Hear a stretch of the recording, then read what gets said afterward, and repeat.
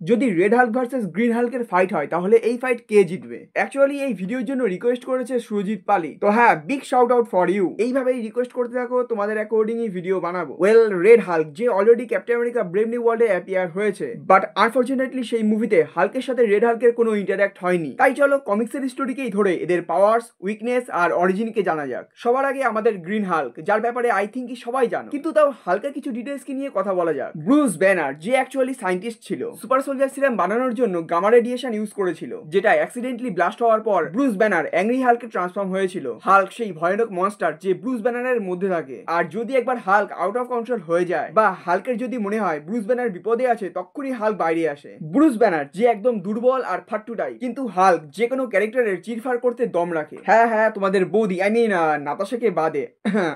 হাল্কের মধ্যে unlimited strength আর speed আছে, যেটা থ্রু হাল্ক না হাঁপিয়ে ফাইট বা অন্য কিছু করতে পারে। ইভেন হাল্কের মধ্যে আনলিমিটেড সুপার হিউম্যান স্ট্রেংথ আর হাই লেভেল ডিউরেবিলিটি আছে, একটা মিসাইলকে পর্যন্ত চাবানোর ক্ষমতা আছে। বেসিক্যালি হাল্ক যে কোনো ড্যামেজকে সহ্য করতে পারে এক্সেপ্ট থ্যানোসের পাঞ্চকে। কিন্তু হ্যাঁ, হাল্কের মধ্যে এতটা পাওয়ার তো আছে যে ওকে হারানো নেক্সট টু ইম্পসিবল হয়ে যায়। এবার চলো কথা বলা যাক রেড হাল্কের ব্যাপারে, যে অ্যাকচুয়ালি জেনারেল রস ছিল। বেসিক্যালি কমিক্সে এক্সপেরিমেন্টের থ্রু ওকে রেড হাল্ক বানানো হয়েছিল, কিন্তু মুভিতে দ্য লিডার মেডিসিনের নামে ওকে গামা রেডিয়েশন মিশিয়ে খাওয়াচ্ছিল, যে কারণে জেনারেল রস রেড হাল্কে ট্রান্সফর্ম হয়েছিল। অ্যাকচুয়ালি কমিক্সে জেনারেল রস আমাদের হাল্কে হারানোর জন্য রেড হাল্কে ট্রান্সফর্ম হয়েছিল, কিন্তু মুভিতে দ্য লিডার নিজের বদলে নেওয়ার জন্য জেনারেল রসকে ইচ্ছে করে রেড হাল্ক বানিয়েছে, যাতে জেনারেল রসের প্রেসিডেন্ট হওয়ার স্বপ্নই থেকে যায়। এবার রেড হাল্কের পাওয়ার্স কি আছে বলতেই পারো, রেড হাল্কের পাওয়ার্স অনেকটা সিমিলার গ্রিন হাল্কের মতোই, কিন্তু strength wise red hulk green হাল্কের থেকে অনেক বেশি পাওয়ারফুল, যে কারণে কমিক্সে রেড হাল্ক আনওয়ার্দি হওয়া সত্ত্বেও থরের মিওনিরকে পর্যন্ত উঠিয়েছিল। এবার কোশ্চেন হলো কিভাবে উঠিয়েছিল, সেটা জানতে হলে তোমরা আমাকে কমেন্টে বলো।